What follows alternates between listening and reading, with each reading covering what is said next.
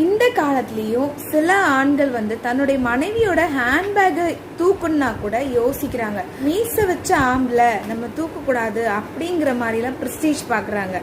அவங்களோட பாட்டம் தான் இந்த மாதிரி அவங்கள யோசிக்க வச்சு செயல்பட வைக்குது. ஆதியாகமம் 1ஆம் அதிகாரம் 28ஆம் வசனத்தில் சொல்லப்பட்டிருக்கு, ஆணையும் பெண்ணையும் தன்னோட சொந்த சாயலில் சமமாக சிருஷ்டித்தார். வெறும் ஆணை மட்டும் ஆளுகை செய்ய சொல்லலை, பெண்ணையும் ஆளுகை செய்ய சொல்லியிருக்கிறாரு. பழைய ஏற்பாட்டில் டெபோரால் ஃபர்ஸ்ட் விமன் ஜட்ஜ், எஸ்தர் ராஜாத்தி நாட்டையே ஆளுகை செஞ்சாங்க. இன்னும் பெண்கள் ஒடுக்கப்படுவதற்கு என்ன காரணம்னா ஒடுக்குகிறவர்களின் வளர்ப்பு தான் காரணம்.